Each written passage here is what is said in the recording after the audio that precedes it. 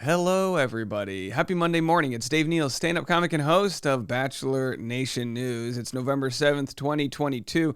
We actually have a ton to talk about in this episode. We had a wild weekend. I'll get to those stats later on in a future video, but almost 250,000 views for what is just essentially a couple very interesting stories to wrap up a crazy 2022. Is this the beginning of the end? We'll have to see. Follow me on Instagram at dneals, and I'm also on Patreon at patreon.com/DaveNeal if you want behind the scenes bonus content. We're going to get to this story in a second, but I have to share this with you.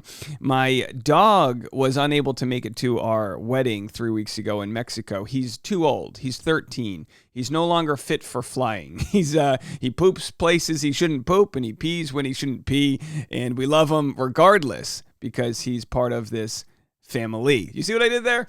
Anyway, so we had to get the trusty wedding outfits back on and let the dog be a part of the shoot, and we had an amazing photographer named Tina take these photos for us. But here's a quick moment from under the veil of the dog. They're trying to see what the truth is with these photo shoots is that I had a treat in my hand. They don't want to tell you that, right? They don't want to tell you that there's a treat in my hand, but that's how we get that beautiful shot right there. So wait until you see the actual photos with a backlit sunset in Laguna Beach, California. We did that last night. So anyway, I wanted to share a little bit of that love with you guys. Too often we get stuck with all the tea out there, but there's a lot of love in this world, and we have to make sure we shine just as much light on that as we do onto other things, because the law of attraction is real, and what we do with our energy is very important. I have to remind you guys of that, because a lot of times we talk about things on this show that can be heavy.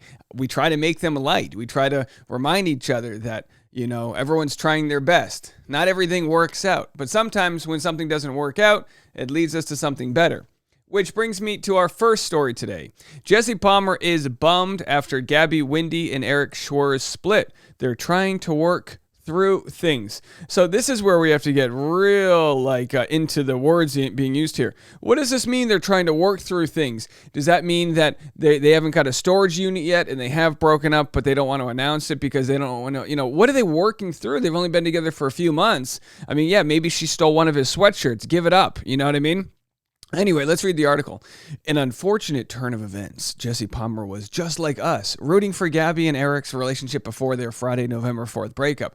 And to be quite honest, I would say about 50% of the audience was probably rooting for their demise, but that probably speaks to an audience that's just not really happy with themselves. I mean, are we right?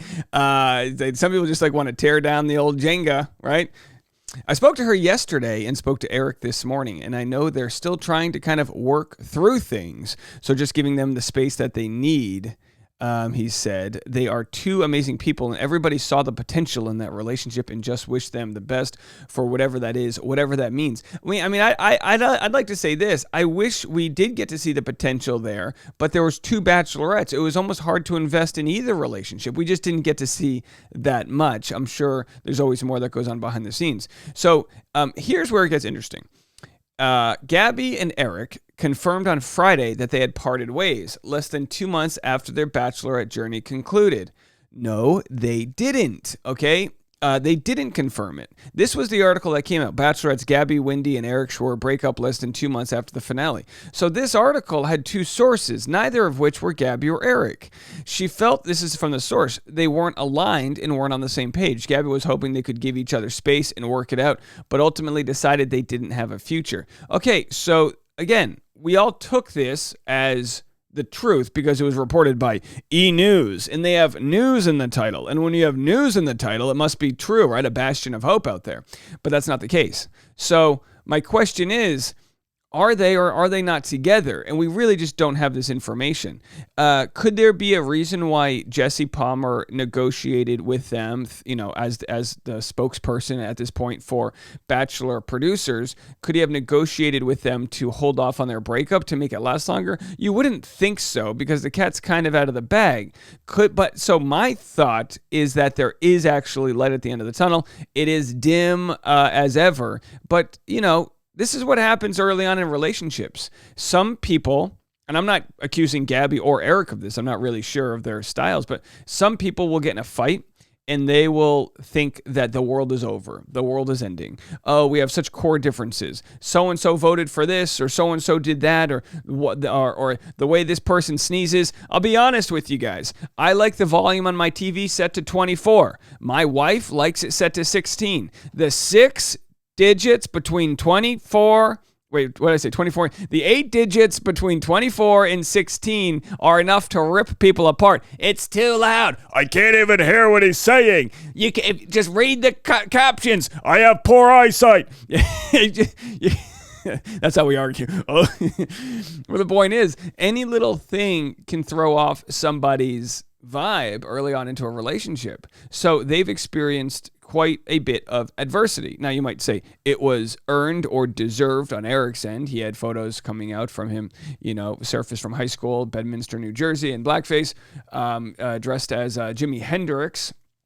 And you might say sometimes adversity is enough to bond a relationship to make it stronger. Looking at you, Rachel Kirkconnell, Matt James. But not always. And if we remember Rachel Kirkconnell and Matt James, just to go back into the archives, a lot of people thought, oh, they were together after the final rose. No, they weren't. They broke up. Sure, they were talking and were jovial or trying to work through things, but they had a hard breakup. Then Matt was canoodling with somebody else, which made news, and she kind of called him and said, hey, if you're working on yourself, do it or get off the pot. Let's go. And then they both randomly were geotagged in Atlanta, Georgia. I might have this story butchered a little bit. I think I got it down. And he was like, this is a sign that she's trying to tell me to go say hi to her, where she didn't even mean to geotag location to him. It was just a whole random fluke, a quote-unquote accident from above, but it got them talking again, and they were able to reconcile their differences and have never been stronger. Probably one of the strongest couples as we see it in Bachelor Nation. So could whatever issues be the things that have pulled Gabby and Erich apart? In when you go on a break, you might speak in fatal terms to your friends. No, I'm done. I'm over this. Oh yeah, you deserve better. But then the heart wants what the heart wants. Do they have a connection that supersedes the issues that they've had? Can they work on that, build and grow? And if Gabby did maybe dump Erich, was he willing to fight for her and prove to her that he actually was going to try harder? And I say early on in a relationship, you give people as much grace, time, and as long of a leash to figure that out as possible. Let me know what you guys think. I'm going to play for you a voicemail we received over the weekend from one of our amazing callers. Let's have a listen. Hey, Dave. This is Allison from Delray Beach, Florida. I think that it's got to be tough on any of the relationships when you're undercover for so long while the show is airing, and then the lead, your girlfriend or your fiance goes straight into, Dancing with the Stars. I mean, I can't imagine that there's that much time for the two of them to, spend time together, get to know each other, better, because just when they're out in real life, the other person has to go, Gabby has to go do her thing. And I don't know, maybe it's just very difficult on a relationship. I don't know. I mean, I really wish that they had time to get to know each other in a different light. And sad that it might not have worked out. Bye-bye. Thank you so much, Allison in Delray Beach, Florida. Again, now that we have the podcast Bachelor Rush Hour, we're able to play way more voicemails. So if you want to call the voicemail line, call 401-213-9828 and feel free to tell me what you're thinking. I can't promise I'll play all of them. Some people leave really long voicemails and some people have horrible audio. Do me a favor, PSA from me, turn off the TV in the background. It's mind-blowingly. I mean, the best thing you can do, follow my cousin Leah there in Michigan. The best thing you can do is go into your closet. There's a lot of clothes which make for good sound treatment, and then call the voicemail line from there, 401-213-9828. We reward great audio. All right, yeah. So that's a great point. That's a great point that maybe the relationship was stressed to the max because Gabby did something that would stress you to the max, which is performing aggressively professional dance routines in front of a national audience. As we know, I believe it wasn't until the second episode of Dancing with the Stars that's when her story finally played out. She started Dancing with the Stars before the finale of Bachelorette. Do I have that right? The timeline? So yes, they were engaged for a few months, but being engaged and going to private, your private, Airbnbs, and trying not to trash them like some former contestants do, can be nice and all that, but being out and letting the public know you guys are together, dealing with the press and making media rounds, podcasts, going out to dinner with other couples together, all those little things add a whole nother dynamic to a situation, along with being on Dancing with the Stars. So could it be that they had a rough time for a few months there on dance while she was, spending her time doing Dancing with the Stars? Yes. Would I fault her for choosing Dancing with the Stars? No. If your relationship cannot withstand you dancing for 6 or 7 hours a day, then the relationship wasn't meant to be. Bottom line. It would have some other adversity would have crept up. The relationship is the dessert, not the main course. Dancing with the Stars should not be something that would break you up, but maybe they are not broken up. More coming to you guys right after this. We'll see you soon.